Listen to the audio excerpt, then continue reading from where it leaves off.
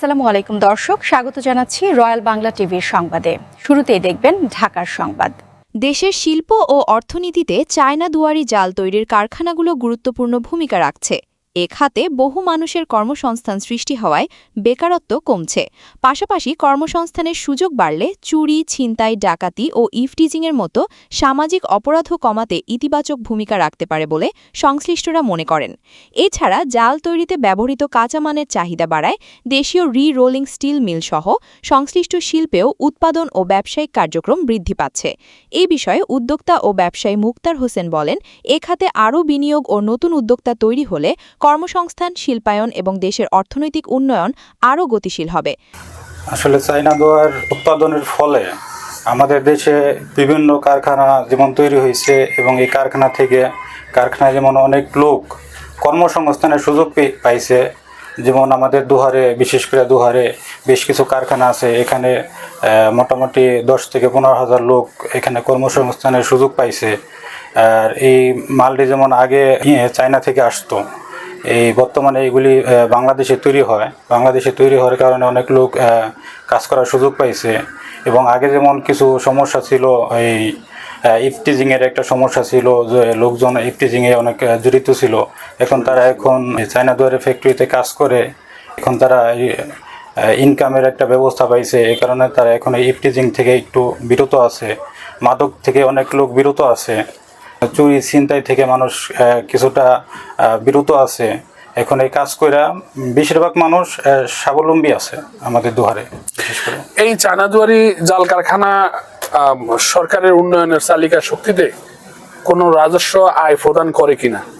এই চায়না দুয়ারের কারণে এখন সরকার যে রাজস্বটা পাইতেছে, এখানে বেশ কিছু রডের ব্যবহার হয়, বেশ কিছু নেটের ব্যবহার হয়, সুতার ব্যবহার হয়। এখান থেকে সরকার কিছু রাজস্ব ফ্যাক্টরি থেকে পাইতেছে। নেটটা কি দেশে তৈরি হচ্ছে? হ্যাঁ, নেটটা বাংলাদেশে তৈরি হচ্ছে।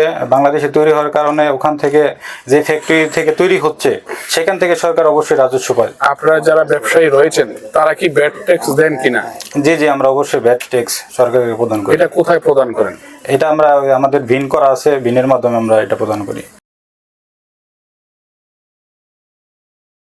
কথা বলছেন জাল তৈরি উৎপাদন কারখানার শ্রমিকরা। কর্মসংস্থানের ব্যবস্থা হয়ে কেমন চলছে তাদের জীবন? এতে করে তোমার কেমন চলে সংসার?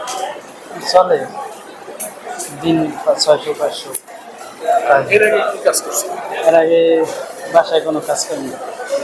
এই শিল্পতে কাজ করে কেমন লাগছে তোমার? অনেক ভালো একটা প্রতিষ্ঠান, এখান থেকে আমাদের মাসিক আর্নিংটা ভালো হয়। আমরা দরিদ্র পরিবার থেকে আসছি, এখানে কর্মস্থলে থেকে আমাদের বেতনটা পেয়ে সংসারটা ঠিকঠাক মতো চলে আর কি। কেমন ইনকাম? ইনকাম মোটামুটি ভালোই, আলহামদুলিল্লাহ। এছাড়া এর আগে কি করতাম? এর আগে এমনি পড়াশোনা করছি, শেষ করে তারপর বেকার ছিলাম, পরে এই কর্মস্থানটা। এই বেকার থেকে যে এই যে একটা শিল্পতে চাকরি পেয়েছো, কাজ করার সুযোগ পেয়েছো, তোমার অনুভূতি কি, কেমন লাগছে? হ্যাঁ, বেকারত্ব দূর হয়েছে অনেক যুবকের, এটা অনেক ভালো একটা প্রতিষ্ঠান মনে করি। এই যে এই শিল্পটায় তোমরা কাজ করতেছো, এর আগে কি করতাম? এর আগে বেকার ছিলাম। বেকার ছিলাম। হ্যাঁ। তাহলে এই যে এই কারখানার সন্ধান কিভাবে পেলা? কে দিছে চাকরি? আমাদের কারখানার মালিক। কেমন লাগছে এই কাজটা তোমাদের? মোটামুটি ভালোই। এই শিল্পটা, এটা একটা শিল্প, জানো, এই শিল্পটা কি আরো প্রচার প্রসার হলে কেমন হয়? সারা বাংলাদেশে বেকারত্ব দূর হবে কিনা, বা তোমাদের কর্মসংস্থানের ব্যবস্থা ভালো হবে কিনা? হ্যাঁ, অবশ্যই ভালো হবে। সরকারের কাছে কি বলার আছে? সরকারের কাছে আমাদের আবেদন, পুরোপুরি এটা যে নির্দেশনা এটা যেন দিয়ে দেয়, তাতে আমাদের জন্য ভালো হবে। বাংলাদেশ থেকে রপ্তানি হচ্ছে দেশের বাইরে, এটা কেমন দেশের উন্নয়নের চালিকা শক্তিতে ভূমিকা রাখছে বলে মনে করেন? একটা দেশের উন্নয়নে বিরাট ভূমিকা পালন করতেছে। আমরা এক সময় বাহিরে ছিলাম, বাহিরে থেকে অনেক টাকা মার খেয়ে এই জায়গায় আসছি। এখন এটার মাধ্যমে আমাদের কর্মসংস্থান, আমাদের পুরো ফ্যামিলি এর উপর ডিপেন্ড করতেছে। আর আগে এটা আমাদের চায়না থেকে ইম্পোর্ট করতে হইতো, তারপরে ওই জায়গা থেকে আমাদের দেশের টাকা বাহিরে চলে যেত। এখন আমাদের দেশের টাকা দেশে আছে, আমাদের এর অনেক রড ব্যবহার হইতেছে, অনেক নেট ব্যবহার হইতেছে। এটা আমাদের দেশের জন্য কল্যাণকর, এবং এটা সরকার পৃষ্ঠপোষকতা করুক, আমাদের পুরো ফ্যামিলি এটার উপর নির্ভরশীল। এটা অনেক হাজার হাজার মানুষের কর্মসংস্থান হইতেছে, এটা আমাদের দেশের জন্য ভালো। এটা আমরা চাই সরকার এটা পৃষ্ঠপোষকতা করুক। দর্শক, হ্যাঁ, আপনারা দেখেছেন বাংলাদেশে এর আগে আমি বলেছি 2016 সালে চায়না থেকে এই জালটা কমপ্লিট ইম্পোর্ট হতো, সেখান থেকে বাংলাদেশের দক্ষ কারিগর ঘরে তুলে বাংলাদেশে উৎপাদন করার চেষ্টা করছেন বাংলাদেশি যারা ব্যবসায়ী রয়েছেন তারা। আজকে এই জালটি প্যাকেটজাত হচ্ছে, বাংলাদেশে উৎপাদন করে রপ্তানি করার লক্ষ্যেই প্যাকেটজাত হচ্ছে, এখান থেকে ইন্ডিয়া নেপাল চলে যাচ্ছে, এতে করে দেশের রাজস্ব আয় বাড়ছে।